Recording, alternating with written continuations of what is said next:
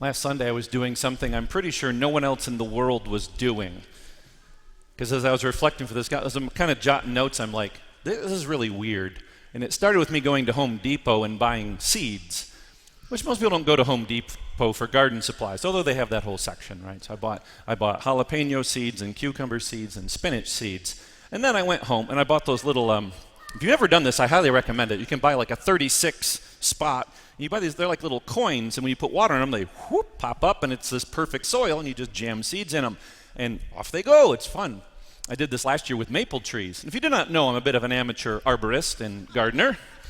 And this comes as a shock to true arborists and gardeners that this is what I am. But so while watching the NASCAR race, I'm planting cucumbers, jalapenos, and spinach, which I'm pretty sure no one else in the world was doing. So like, And like a proud parent, if you want, I'll show you after Mass, the cucumber and the spinach came up in less than 7 days. It's crazy. They're already this tall. Jalapenos, not sure what's going on yet, but they have not come up. Over the years, I've learned a lot of painful lessons in gardening that are deeper truths, so that's the only reason I bring it up. Of course, it fits well with the gospel.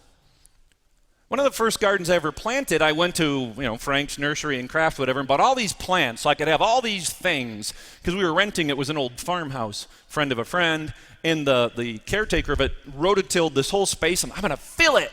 I spent all this money, and one of the things I was so excited to plant was strawberries. And if you ever planted strawberries, maybe you know this. They don't fruit in the first year.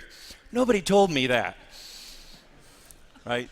So if you plant them like early spring, they'll fruit next June. Who's got that kind of time? If you do not know, I'm not a patient person.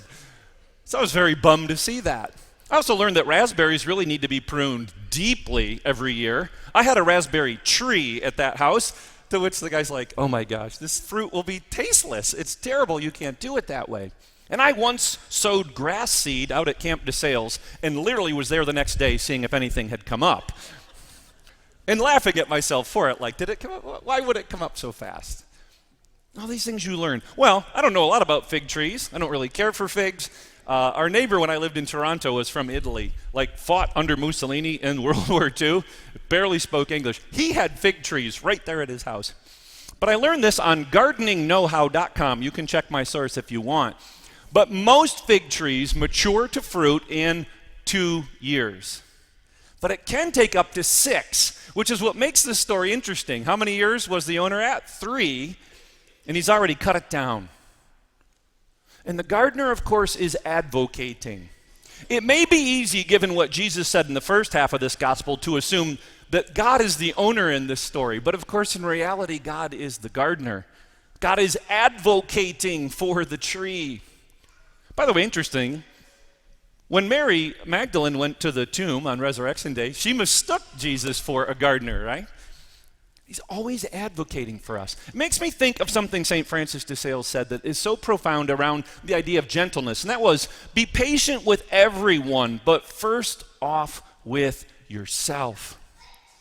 We have to be patient with ourselves, because as gardeningknowhow.com said, it can take up to 6 years for a tree to mature. And this is the sentence. I had to write it down word for word. I don't want to mess it up. There is nothing you can do to speed up the maturity at which a tree grows. The only thing is time and patience. Oh, I didn't want to read that. I want it to work now. We all want it to work now. We all want to be better people now. But the reality is we're a collection of our successes and our failures. And the advocate in this story is telling us that God is a God of compassion, the God of second chances, the God of mercy, the God that says, pick yourselves up. Because that's the rest. When Francis said that, be patient with everyone, but first all with yourself, he started then to say, this was a letter to Madame Chamberet. He says, Madame Chamberet, you have to be able to rise up, pick yourself up.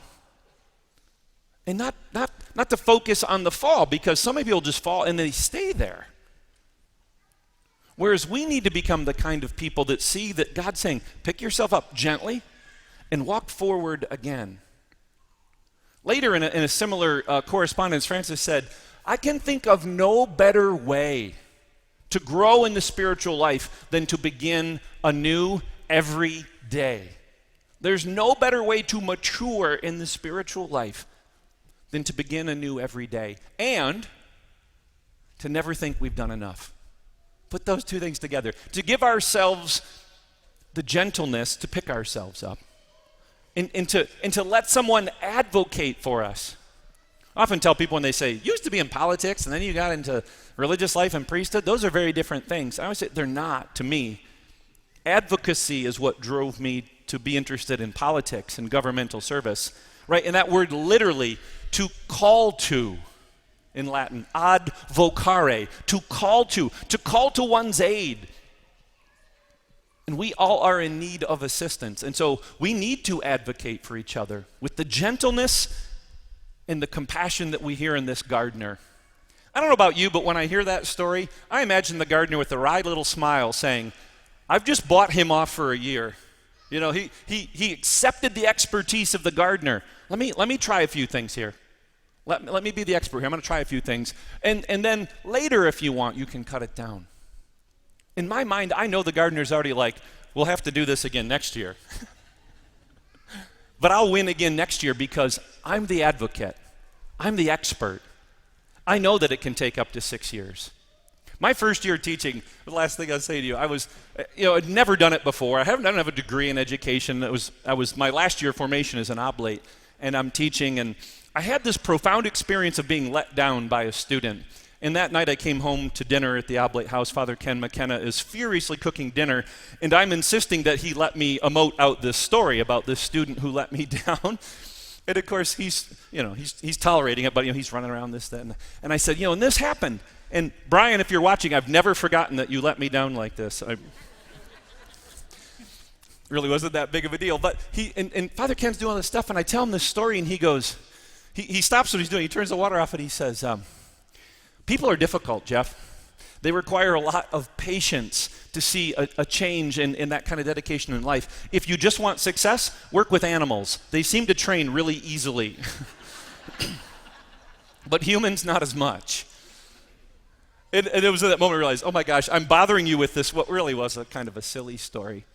But I've never forgotten that it's so true. When I'm aware of my own brokenness, when I'm aware of the times that I just keep making the same mistake. And I watch people on wonderful videos on social media train cats and dogs to do amazing things. It's true. We are hard to train. But the God who loved us into existence, the gardener advocating for us in spite of what the world is saying to us.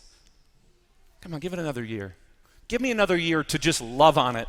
They say that in the South. I love that. Just love on them. Just love on those people. Let us be advocates for each other. Let us be patient with each other.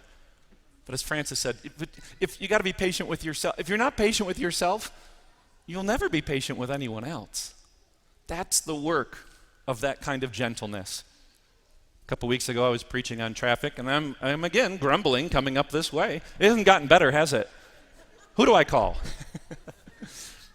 But I also had to laugh and go, you're not being patient, Geoff. And that does frustrate me. That I know it here, and the journey from head to heart can't be what? 1.5 feet. But man, is this the longest journey in human history. To get it from head to heart. To fully surrender to it. To say the one who saved us from ourselves. This journey we're on in Lent. He's advocating for us. From the cross he advocated for us as we're mocking him. What an example of advocacy. And so that's his word for us. We prepare ourselves to receive him in the sacrament. That's the next way he's going to advocate for us. Take me with you today. I'm not worthy. You're right, you're not. I am not. And yet he wants us to have this presence. He wants to fertilize us and nurture us with his presence. It's the only way we're going to change. St. John Paul II once said, in this host is the answer to all the world's problems. In this host is the answer to what we need. So as we contemplate our own life, our faults, our failures, our successes, let us just begin this day anew. Let us be people who are gentle with everyone, patient with everyone. But man, it's got to start with us. May God be praised.